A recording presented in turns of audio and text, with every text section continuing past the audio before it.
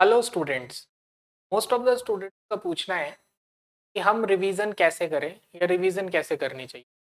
मुझे लगता है कि आज के टाइम में हम आपको बस कुछ फैक्ट से अवेयर करवा दें, उसके बाद डिसीजन आपका। तो let's discuss some facts about revision.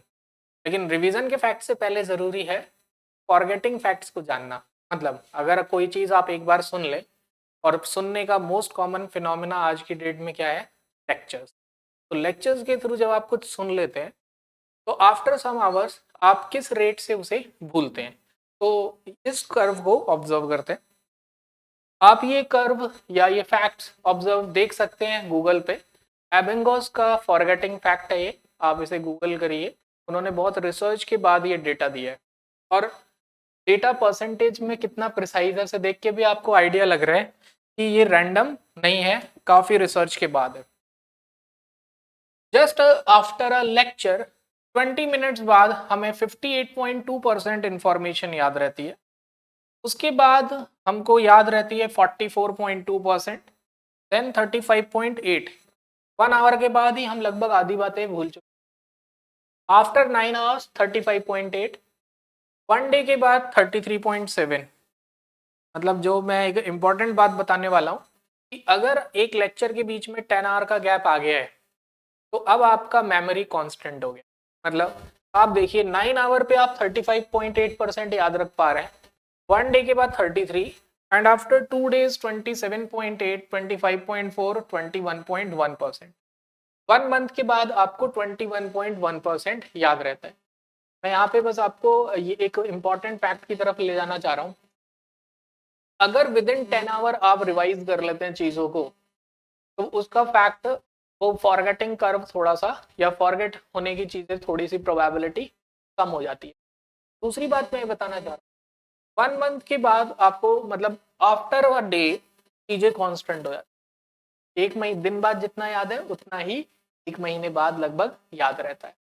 यहाँ पर 20 मिनट्स के बाद 60%, 1 आवर के बाद 44% एंड 9 के बाद 35। मीन्स एक लेक्चर देखने के बाद 1 to 9 आवर्स के बीच में जरूर उसे दोबारा रिवाइज करना चाहिए।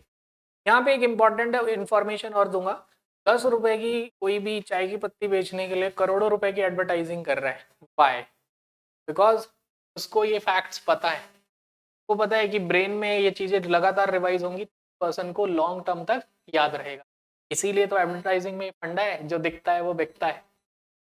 अब इस कर्व को थोड़ा सा ग्राफिकली देखा जाए, आप इसे गूगल भी कर सकते हैं।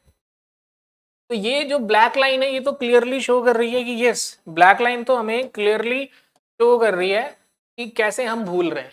लेकिन आप ब्लू लाइन को देखिए, जैसे ही आप एक दिन के बाद प्रैक्टिस कर लेते हैं, ठीक है, जैसे ही आप एक दिन के बाद, ये डे 1 है, एक दिन के बाद आप जैसे ही प्रैक्टिस कर लेते हैं पूरा, तो जो फॉरगेटिंग कर्व है वो लगभग 50% इंप्रूव हो जाता है। मतलब अब अगर हम देखें तो थर्ड डे पे आपको 50% चीजें रिटेन है, एंड ऑन 6th डे, एक वीक के बाद आपको अराउंड 50%। मतलब एक बार 20% है, एक बार 40%। तो विद इन 1 डे रिवीजन करना बहुत जरूरी है, ये एक फैक्ट है।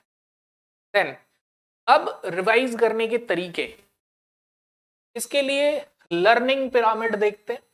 ये भी बड़ा फेमस पिरामिड है। इस पिरामिड को देखा जाए तो यहाँ पर हम डिस्कशन कर रहे हैं किस बात पे, कि सबसे ज्यादा जो आपको यहाँ पे मिलेगा, यू कैन से लीस्ट फायदा होता है लर्निंग का लेक्चर। मींस आप लेक्चर देखते हैं तो 5% लर्न करते हैं, ठीक है। तो ये मैं बोलूंगा कि बड़ी ही इंपॉर्टेंट बात है, इसको याद रखिए।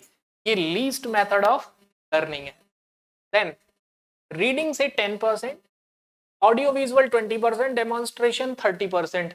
जनरली जब आप कॉम्पिटिटिव एग्जाम की तैयारी करते हैं, खासकर अगर आप मेंस, नीट ऐसे किसी कॉम्पिटिटिव की तैयारी कर रहे हैं, तो वहाँ डेमोन्स्ट्रेशन का पार्ट बहुत, डेमोन्स्ट्रेशन ऑडियो विजुअल मतलब आप देख भी रहे हैं और सुन भी रहे हैं। तो audio visual like animated movies kind कह सकते हैं, इसका रोल भी कम होता है। डिस्कशन, अगर आपने एक सीरियस डिस्कशन ग्रुप बना रखा है अपने फ्रेंड्स का, आज की डेट में डिस्कशन ग्रुप डिस्ट्रैक्शन है, लेकिन आपने सीरियस ग्रुप बना रखा है, तो डेफिनेटली डिस्कशन से 50% आप लर्न कर लेते हैं। प्रैक्टिस करना, मतलब जब मैं बोलता हूँ 5 बार लिख के देखो, बिकॉज मैं चाहता हूँ कि 75% तो आप सीख। मोस्ट आपको यहाँ पे देखना है कि most effective way of learning is teaching. एक स्टूडेंट ने मेरे से पूछा, सर आप कैसे याद करते हो चीजों को, आप हमें पढ़ाते हो तो कैसे मेमोराइज करते हो? तो मैं बोलता हूँ मैं पढ़ाता हूँ वही मेमोराइज हो जाता है। 90% मोस्ट इफेक्टिव वे। सर हम बच्चे कहाँ से लाएं पढ़ाने के लिए? जरूरत ही नहीं है। जस्ट ये पूरा रिवीजन फिनोमिना मैं कंक्लूड करूँ तो एक वर्ड पे डिपेंड करता है, रिकॉल। आप रिकॉल कब करते हैं? ब्रेन। ब्रेन दो ही केस में रिकॉल करता है, जब उसे किसी को कोई चीज समझानी हो, कोई चीज बतानी हो, या उसे एग्जाम देना हो।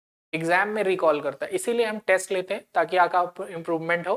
तो रिकॉल कब होता है? जब आप किसी को बताते हैं। That's why teaching method most effective method है लर्निंग का। तो जरूरी नहीं है बच्चा हो, आप सोचो सामने कोई बैठा है और आप उसे पढ़ा रहे हैं, इस वे में लिख के जब देखेंगे तो आप मोस्ट इफेक्टिवली चीजों को रिकॉल कर ले।